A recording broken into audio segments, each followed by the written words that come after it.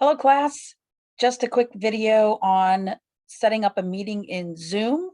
If you've never done it before, it's pretty easy. What I usually do is just type in Zoom login into my Google browser.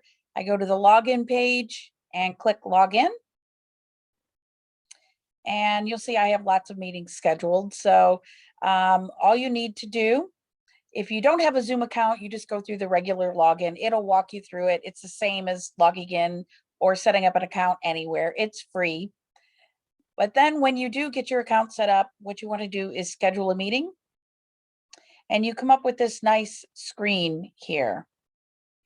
There's some notices up here. You don't have to worry too much about that. But as far as the meeting, you can give it a topic. So for me, this is Zoom training for EDU 120. You can also give it a description. That's really just for you. So when you go to find this Zoom meeting, you'll know what it's about. So this is setting up a Zoom meeting and saving the recording.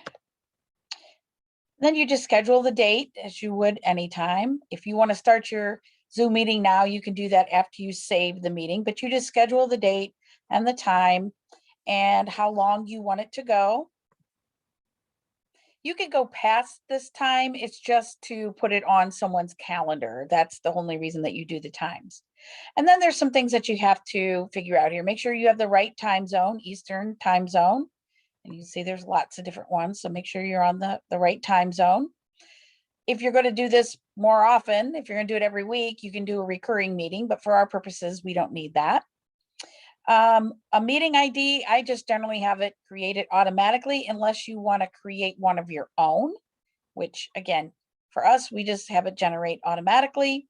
Same thing with the passcode. You really don't need the passcode, but they create one anyways, and it comes in the instructions when you send it out. So I have mine set up to permanently do a passcode. But again, you don't need one. Waiting room is just if you don't want people to come into your meeting or your presentation before you're ready, so you can get in first. You can click waiting room, and then you just have to admit people as they come. So that's that one. Video, you want to have your own video turned on when you come in. That's the setting I generally use. I just turned it off here because there's no need to see me at this point for this video. And whether the participants' videos are on or off. I generally leave them off so people can prefer to turn them on or not. And some more little meeting options very quickly. Allow participants to join before the start time. Again, this is up to you. I generally leave it at 5 minutes. Any longer than 5 minutes, and there's this very awkward time when you're on trying to get set up and other people are there and you feel like you have to talk to them. So I generally just keep it to 5 minutes. Mute participants upon entry. Again, I recommend this because you get all sorts of noise in the background. They can have the option, and you can allow them the option later on if you do more extensive Zoom meetings to have them unmute, but I generally have them all muted when they come in. These other ones you don't really need to worry about. Here's where you can request permission to unmute. You can give them that option to unmute. And then this is the one that you really need to worry about. This is the automatically record meeting on your local computer. So that means it's going to go to your hard drive when we're done with this meeting. So that's generally how you set up a meeting, and then you just click save.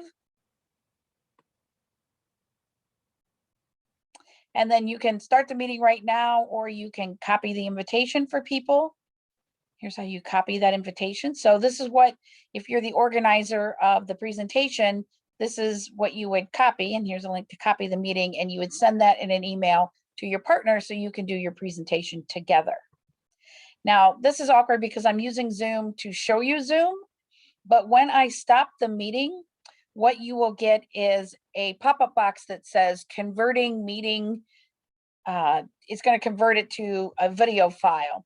You just allow that to play out, and it'll ask you where you want to store it. And generally it's on the C drive, your hard drive. So then all you have to do, you can search for Zoom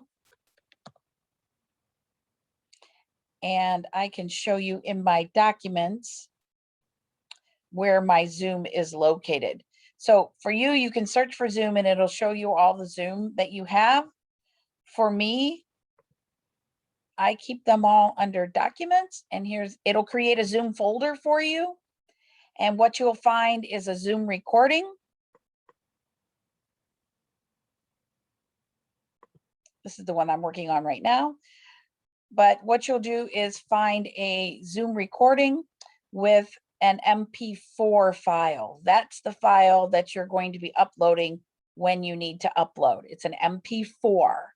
So that's the one you're going to look for in your meeting. So if you see in here, I named my meetings so you can quickly find it in the list. I also click here to keep the most recent one at top, so that way I can find it quicker.